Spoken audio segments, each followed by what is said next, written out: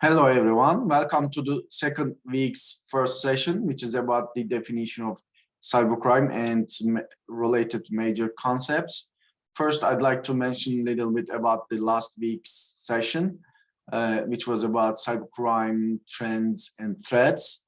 We talked about the impact of technology on the social structure, and we gave some examples about the related concepts with the social networking and its impact on the cyberspace. And actually, we also went over the impact of cybercrimes on the United States cyber infrastructure, including the healthcare system.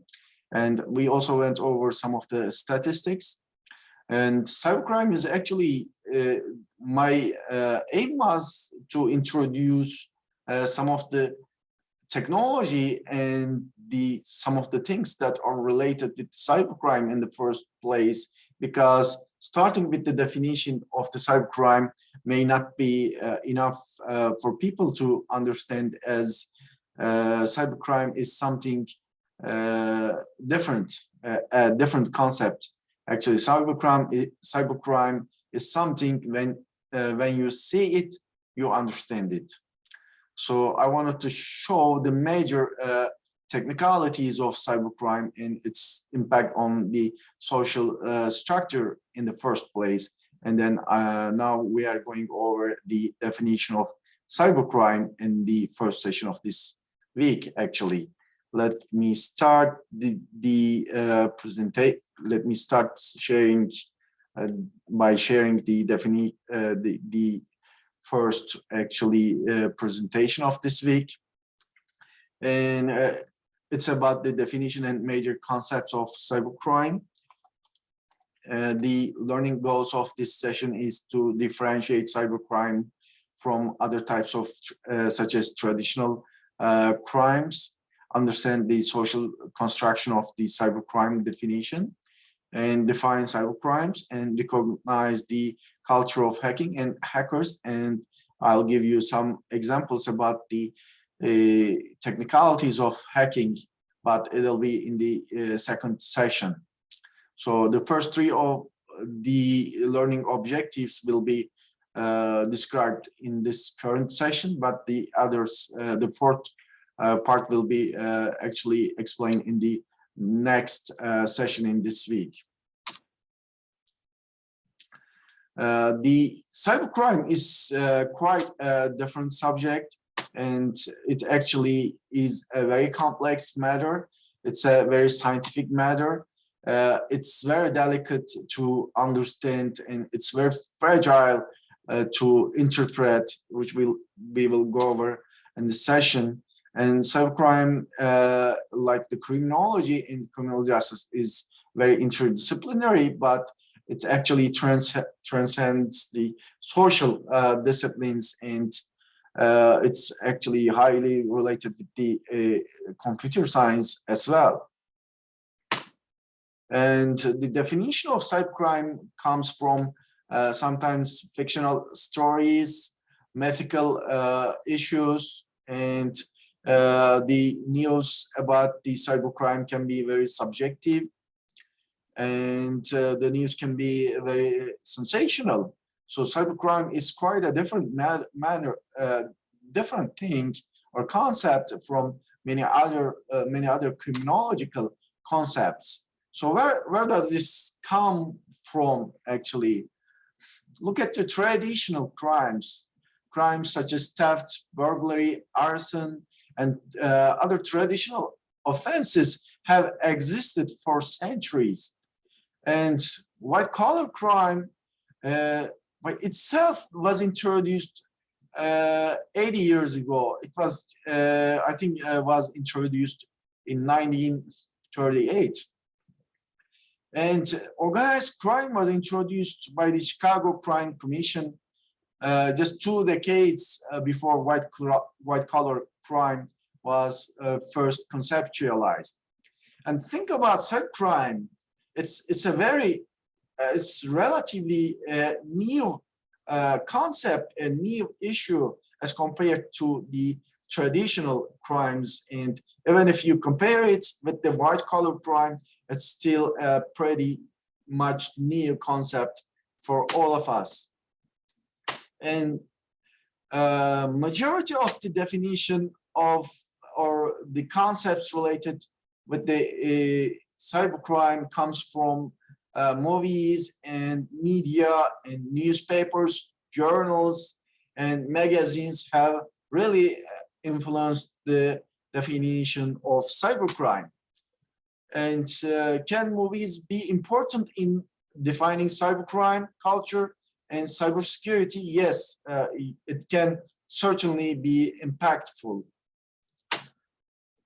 And one of the examples, and there are many examples of or related examples about the cybersecurity that comes from the construction of a social construction of movies in the definition. And war games, I don't know how many of you have already watched war games, but it has been actually very influential movie in the history of cybersecurity, in the history of cybercrime. Look at the founders of Google. They are influenced by the war games movie, and I suggest you to watch this movie, even though it may not be as fancy as today's movies. It actually influenced a lot of people in the 1980s, and it actually even influenced the President Reagan. Actually, he decided to take action after watching this movie, and it actually impacted the development of first cyber security policies in the United States. And the Matrix movie, I little bit mentioned in the last session, defines the virtual environment, shows or describes the virtual reality, and it actually tells about information about hacking the virtual enemy, or the virtual enemy might be indeed the real enemy, or the reality itself, and the things or the environment that we have been living might not be as real as we would expect. And Simulacra and Simulation, it's a book that was written by Baudrillard, and in the late 20th century consumer culture, according to this book, is a world in which simulations or imitations of reality have become more real than the reality itself.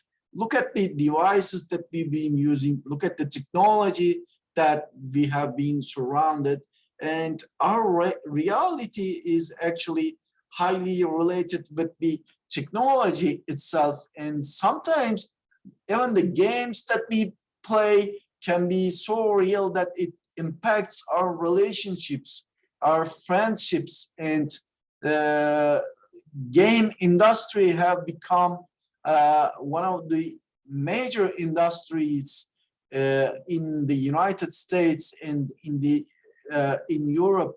Last week, a company was purchased by Microsoft. I think it was worth $68 billion.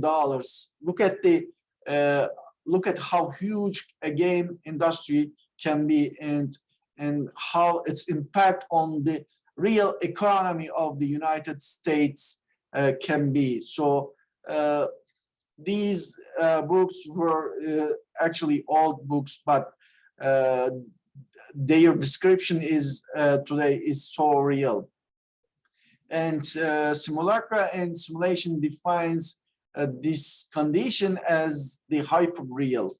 Walking and running are not nearly as important as in the past, and in pre-modern societies, it was quite important, but today we can do a lot of things without even walking. You can do your job on the internet, you can take your classes, you can shop, you can actually develop projects, meet with your teammates or classmates. You can do almost everything on the internet, right? And we no longer live in communities where food is produced locally and whole grains are a necessary dietary staple. Our way of life has already changed a lot. The way we live is quite different than 1980s or 1990s, as the internet changed almost every way of our lives. And the world in which simulations or imitations of reality have become more real than the reality itself, and this is defined as hyper-real. Plato's allegory of the cave is another subject that I wanted to share before going through the various definitions of cybercrime.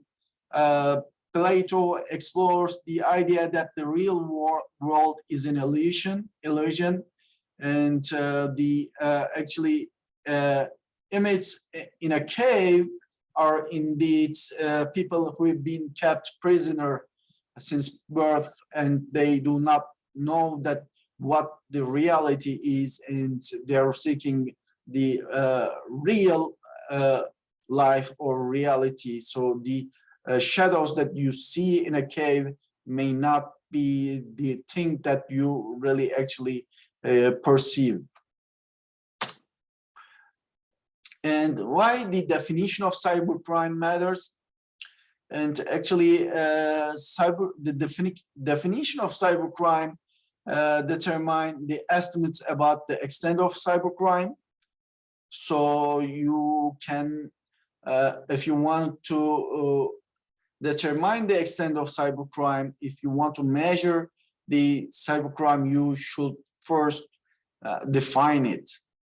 Or even if you are investigating a cybercrime issue, you should know its definition, right? And the impact of cybercrime is quite related with the definition and its impact consequences to specific behaviors. And cybercrime have implications for the way criminologists try to explain cyber offending. And it's actually the definition guide intervention strategies used to respond to certain types of behavior. So there are a lot of issues that are related with or important for the definition of cybercrime, and we need to do more research on cybercrime as it's a new field. And by understanding the various definition of cybercrime will lead you to understand to do more research and also apply some of the definitions in real life situations.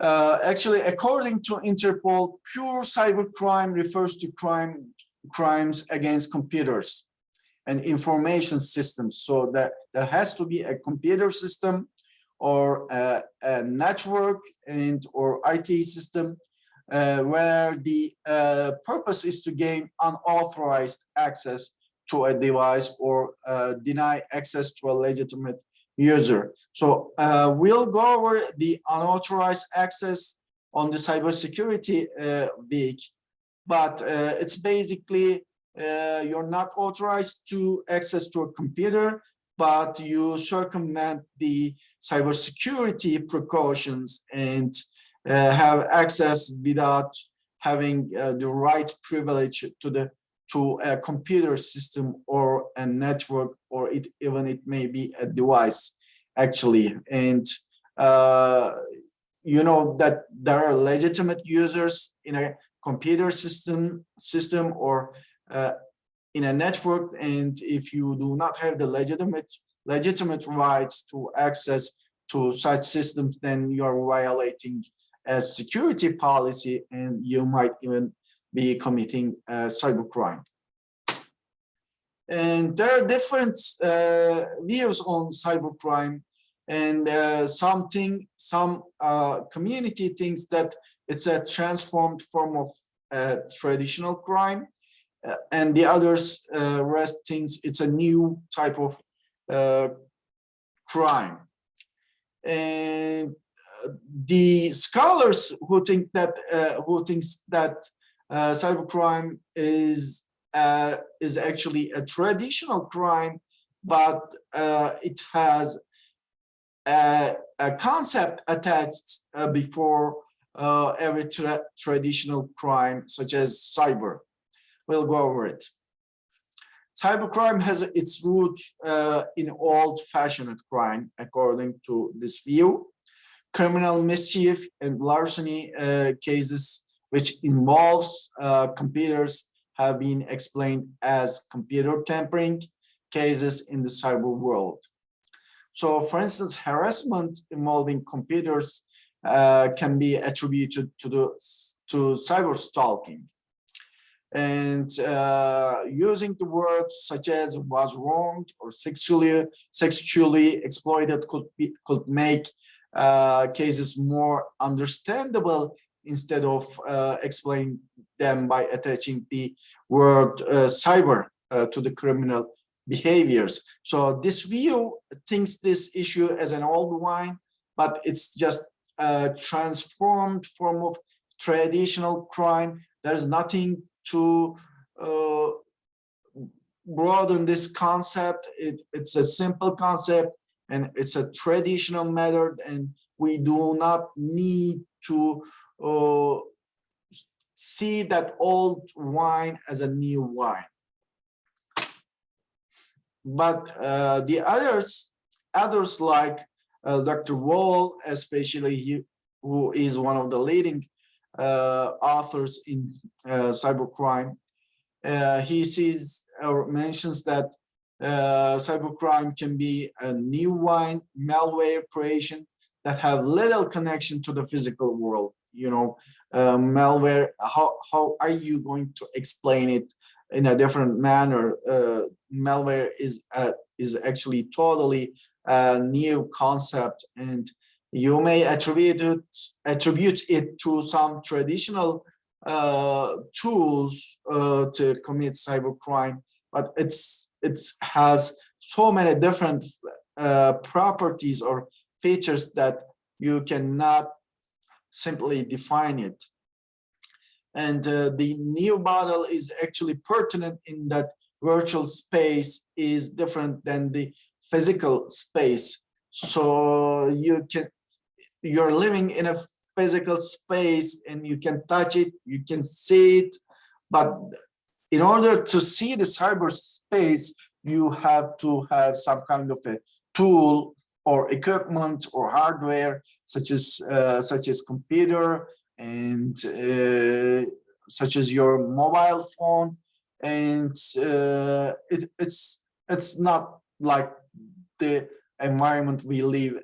It's not like the physical environment, at least we live. So this is totally a new model for criminologists that thinks that cybercrime is a different crime. And when you look at the internet, it allows you to access to most people around the world, not just the local community. You can access to the whole world at the touch of a button. And internet provides an avenue for individuals to engage in cybercrime while feeling largely anonymous. And this feature is very useful actually for cyber criminals. When you become anonymous, then it's very easy not to leave any prints about whereabouts of yourself actually And the internet allows the offender, whether an individual, group, or nation state, to avoid making physical contact. So you don't even have to make a physical contact with your enemy, with the victim that you are attacking. So it's just a remote matter, and you can gain money. You can actually fraud a lot of people at once. You have the opportunity that has never been in the history of the world. And cybercrime actually starts with the definition of deviance indeed. I'm sure you have already had a lot of criminology or criminal justice classes so far that describes deviance, but let's look at the deviance from the perspective of cybercrime. Deviant behavior refers to conduct that departs significantly from the norms set for people in their social statuses. Look at the picture on the right side of the screen. So you are among hundreds of people, but the way you stand when it changes, it may be described as deviance. And actually, the internet facilitates deviance a lot, and the automated nature of the internet, the technical advantage of spreading the knowledge and information and other things give actually an advantage for deviant people to spread such information, whether it's actually deviant or whether it's criminal information or dissemination of criminal information, such as maybe teaching acts that are like hacking can be actually considered as deviance, and you can find tons of millions of websites that teach about hacking into a system or into another person's computer. But we will talk about the positive and negative definitions of hacking in the next session this week. And the fragmented nature of the internet actually further stimulates deviant and criminal activity. So internet is so much fragmented that on the one side you can see a legal aspect, and on the other side and on the same server you might be finding digital data that's so criminal, that's so deviant, and they can be on the same server. There are web servers that there could be like hundreds or even almost thousands web pages or websites actually broadcasted. And some of them may be legal, some of them may be illegal or deviant. And cybercrime is actually quite a complicated matter, and there are many different approaches to this topic. And cybercrimes or offenses enabled by technology affect computer systems and people. It's very hard to investigate cybercrime than the traditional crime, and we need better strategies to develop our investigations. And we will go over the investigation techniques in the next classes. And when we say that cybercrime is a new type of crime, we should consider that cybercrime,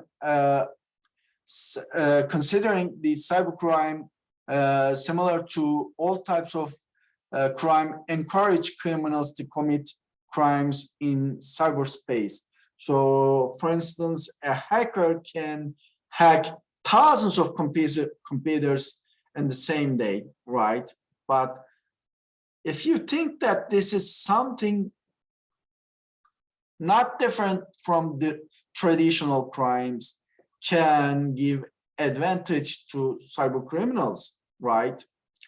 And maybe we can increase the actually criminal law can increase the sentencing for crimes committed in cybercrime in cyberspace to deter cyber criminals. So when we consider the automated nature of cyber crime and its large impact, and we should maybe consider the deterrence impact of criminal law in a different way.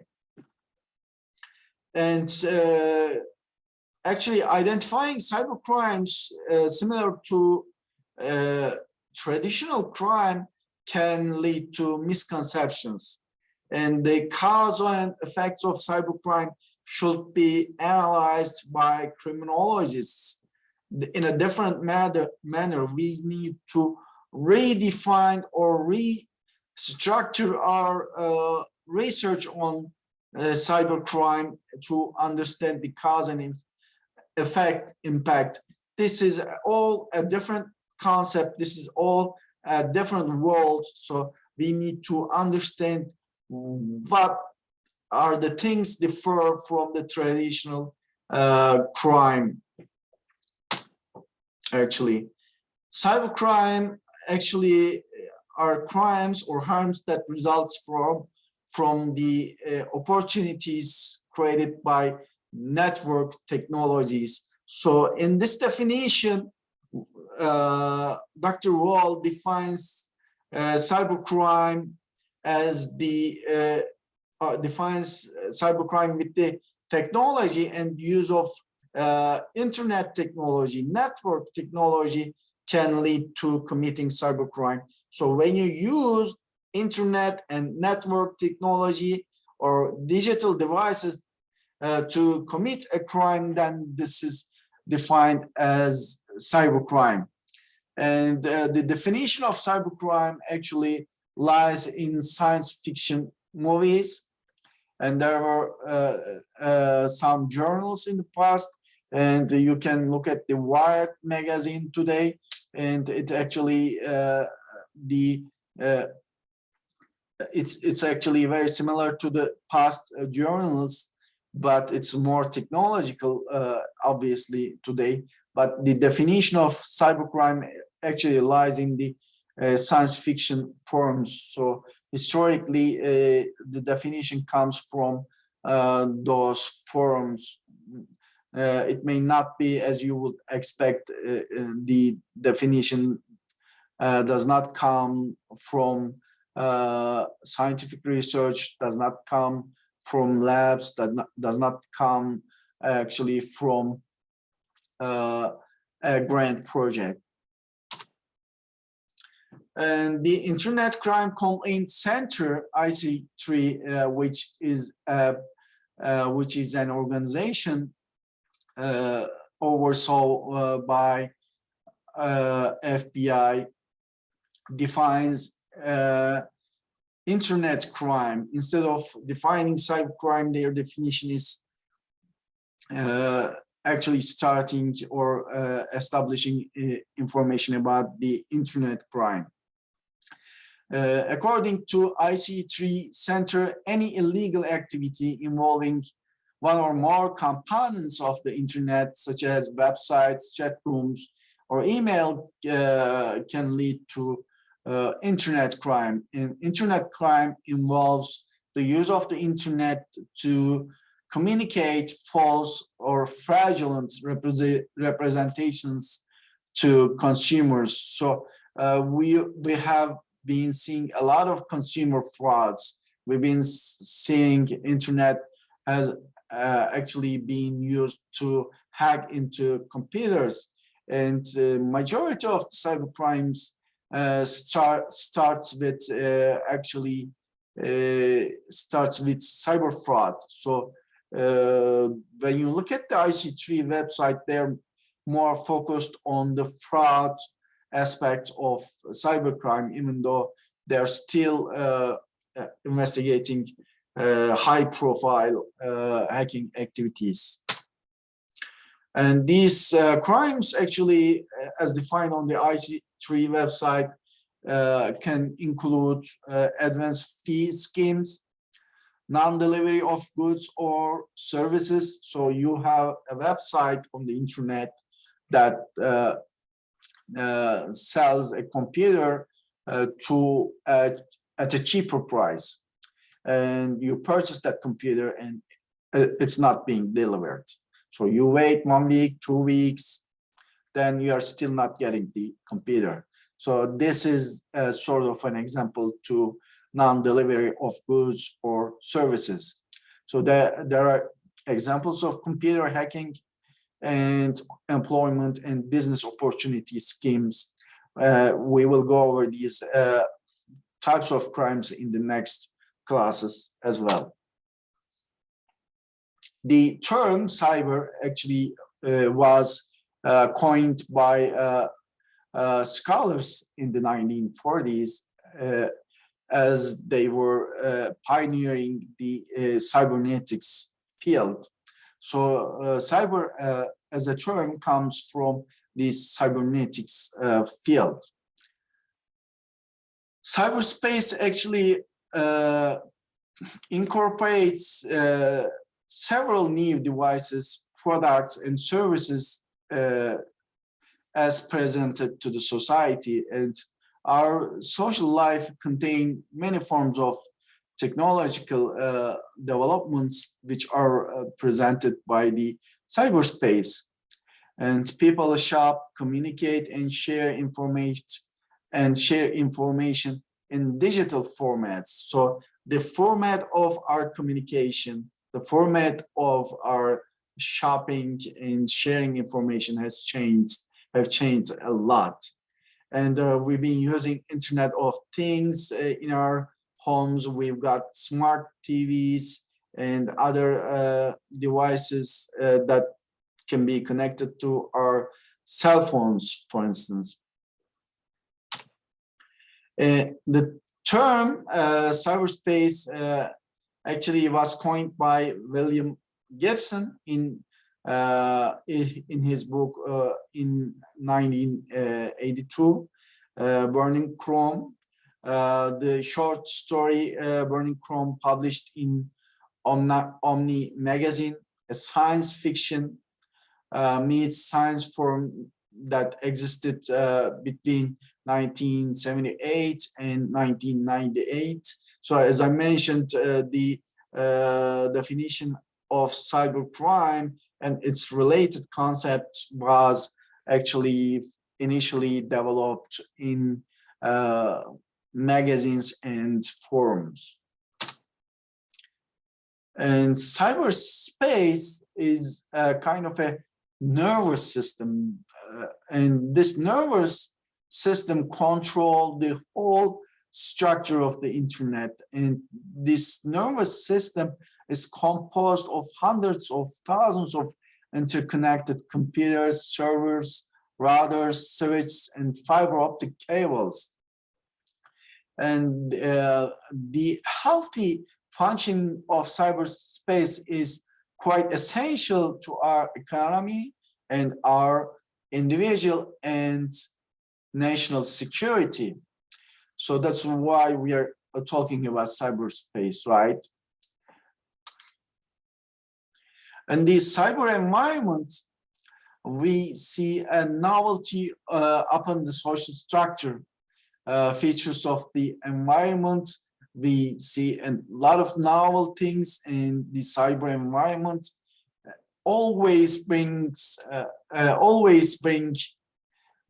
new things to us, new products, right? Such as the metaverse that was introduced a few months ago, right? And we've been seeing a lot of new products in the cyber environment. And the cyber environment has a profound impact upon how social interactions can take place. So our social interactions actually highly depends on the cyber environment. So based on our profile, or based on the tools, you can find a lot of applications that helps you build social relationships. And cyber environments actually transforms the potential scope and scale of offending. I actually mentioned about this a little bit in the previous slides, but the scope of committing crime has never been easier than today, right? You can use the automated services or malware as a service to commit cybercrime. You can slave, for instance, thousands of computers to attack to a certain computer or certain network. So the scope of committing crime has changed a lot by the cyber environment, and investigation of such actually crimes is not easy. You need to understand that you have to deal with maybe thousands of computers to stop the crime, to circumvent the issues related with the cybercrime. And the offender and victim relationship has actually changed, and the potential for criminal justice system in terms of the relationship between the offender and victim has actually changed. So we need to understand that the usual understanding of the relationship between the victim and offender is quite different. The victim may be in the United States and the offender may be in Russia, maybe living in Russia. So building or constructing the relationship between those people and the motivation can change a lot. And actually, there are cases that in cybercrime investigations that criminals hire criminals from Russia, hackers from Russia, and then attack to another country. So the relationship between the offenders even have changed a lot, and the profile of victim has changed a lot. And when you look at the victimization data, it's actually when you look at the traditional victimization data, it may completely differ from the cybercrime victimization in certain aspects. And the other concept that I wanted to mention in this session is cyber power. Cyber power is the ability to use cyberspace to create advantage and influence events in the other operational environments. So your power in the cyberspace actually impacts your country's strength among other nations. So if you are vulnerable, if you are being attacked, if your commerce or health system is being stopped by criminals, then that's an important issue for the country. So you need to stop the attacks, and you need to show your power against other countries to deter them further their attacks. And when you look at the cyberspace and consider the cybersecurity, Hackers, criminals, and hacktivists, national spies, militaries, and cyber terrorists all use the same tools and applications or similar tools.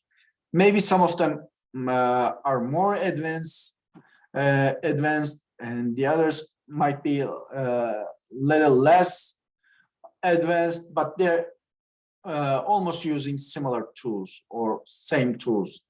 They are exploiting the same vulnerabilities, using similar kinds of tools and applications within the cyber space.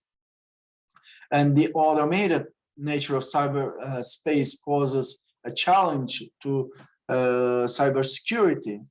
So when you understand what hackers use as a tool to attack, you might understand that law enforcement might be using same tools to identify cyber criminals. We will actually go over hackers and hacker exploits in the next session. So they're basically using the same environment. The crime is happening in the same environment, but they're also using the same or similar tools. And the technology of cyberspace actually includes cyber trespassing, crossing an online boundaries into the computers or systems of others, possibly causing damage, is considered cyber trespassing by Dr. David Wall. And cyber deceptions and thefts, for instance, fraud or theft of money or property is considered cyber deception and theft. And credit card fraud or intellectual property violations are also amongst the crimes that are considered as cyber deceptions and thefts, according to David Wall. And also cyber pornography includes some includes online activities that are related with the obscenity laws. And when it comes to cyber violence, for instance, causing psychological harm to others, harassing others, or stalking, or inciting violence against them, or perhaps with hate speech, can also be considered as cyber violence. And internet can also help you help criminals to commit violence by organizing on the internet. And we've got the motivations of cybercrime. There are those motivated by personal reasons. Maybe a person is trying to get his vengeance from another person, from an old employer. And there are cases that an employer or an employee who was working in a company decided to disseminate or spread computer virus within the network before he leaves the company. And there are those who are still considered as recreational hobby hackers who are motivated by fun or intellectual challenge. There are those non-state actors motivated by political ideology, such as cyber terrorists or hacktivists. So if that person is a non-state actor, then trying to terrorize or spread violence through the use of internet, then that person is considered a cyber terrorist. And there are those motivated with financial gain, and which we consider them as profit-seeking cyber criminals. And there are also those nation-state actors and their affiliates motivated by military or civilian orders. And there are cases like cyber espionage against corporates, political and military targets. Remember the last session that the US economy highly is dependent on the cyber infrastructure, right? The e-commerce websites and commercing with other countries on the internet makes the United States so vulnerable to cyber attacks and cyber espionage. And they actually, some countries or nation state actors might be infiltrating into the cyber infrastructure of the United States or computer systems to gain information or to access to the classified information. So you may also never know that the internet or the cyber systems in the United States may actually still include classified information or remnants of classified information. So cyber criminals or the let's say the nation state actors can actually try to take advantage of the cyber infrastructure, and they might be trying to reach or access to a new drug that's being developed by a company, which might be crucial or important for the health of the American society. And we remember these hacker profiles. They were actually in the past. They're actually different from the Superman profile or superhero profile. The new hero actually is more mysterious, and they're self-learners. They are dedicated to competing. They live alone. They're young and smart, and they act weird. And these profiles actually have impacted our understanding of cybercrime or maybe computer gigs. And cybercrime actually has transformative impacts, and it can have social and economic impacts, and the transformative impacts of the internet technology on deviant behavior is so huge that we need to do more research, but researching cybercrime is quite harder than researching or examining many different types of traditional crime.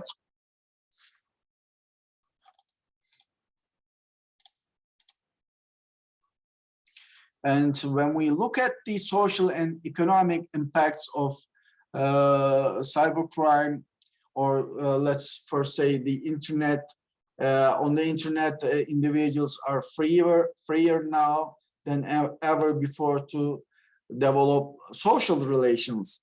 But it can actually, these social relations can be in the form of committing cybercrime. There are many people that get together on the internet without seeing each other. They can build a social relationship, and they can all together commit cybercrime.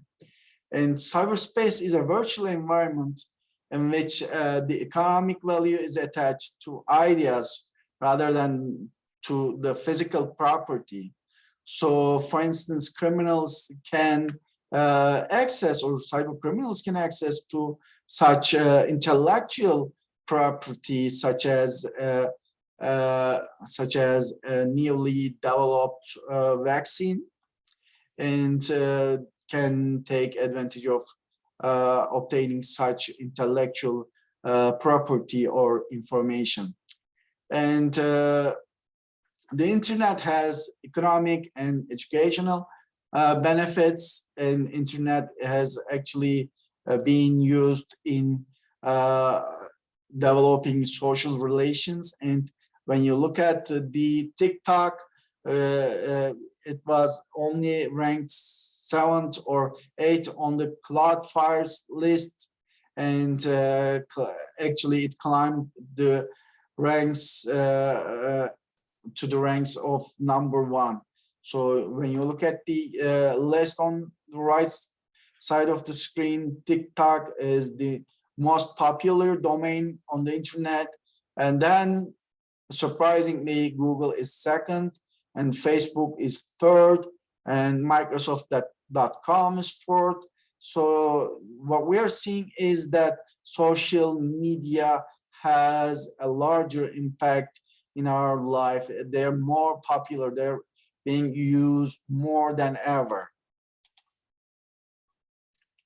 The transformative impacts of the internet technology on deviant behavior has actually spanned the boundaries between criminal and civil activities, as well as between the public and private law, and become blurred. So the definitions and the concepts and the activities on the internet and the impact of deviance actually has actually transcended their border, and they actually blurred a lot of definitions. So defining cybercrime is very hard, and defining the deviant behavior is quite harder than defining other concepts on the cyberspace. And we've got on this presentation, or on this slide, you see varieties of cybercrime, cyber fraud, cyber thefts, and cyber pornography, and bullying, terrorism. So we're seeing a lot of concepts or definitions or crimes that can only be understood when we attach cybercrime, cyber as the way of committing such crimes or deviance has changed a lot. And we are in the midst of cybercrime challenges. Understanding cybercrime is quite a problem for criminologists. It's hard to measure, hard to investigate. It's hard to protect the researcher when the researcher is trying to investigate cybercrime issues.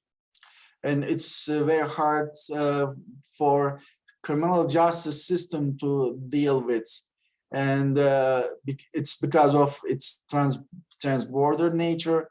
It's because cybercrime is transnational, and there are abundant evidence in terms of cybercrime that the digital forensics organizations or law enforcement agencies actually have been trying to deal with. And you've got hundreds of or thousands of backlogs that you need to deal with. And for computer scientists and cybersecurity experts, technology is evolving, and the evolving nature of technology presents new vulnerabilities and new challenges for cybersecurity or computer scientists, experts. And government institutions can be a victim of cybercrime, and it's a challenge for government that, for instance, when hacktivists attack to government websites, then the government website is not going to function. So this is a kind of a different or a phenomenal victimization as well. And cybercrime actually impacts the international relations due to jurisdictional issues. and rogue governments attack to the United States infrastructure. There are cyber terrorists, and there are those who are getting prepared for the cyber war. So it's cyberspace is a kind of different environment that we wouldn't be imagining 3 decades ago. And in the midst of all of this, the society is vulnerable, and we are not really aware of the technology that can protect us. We may not be able to afford to purchase the necessary technology to prevent cyber attacks, and our society normally is was a local society, but today you might be neighboring with a Russian hacker, right? You don't know it. You don't normally neighbor with a Russian hacker, but in the cyberspace, you are always neighbor of a hacker that's from another, that can be from another country. And I want to thank you for listening to this session. We will in the next session of this week, we will go over the hackers and hacker profiles, and also we will go over the issues such as how hackers utilize some of the resources available on the internet to attack to cyber infrastructure or cyber targets. Thanks for listening to this session. See you in the next session. Thank you.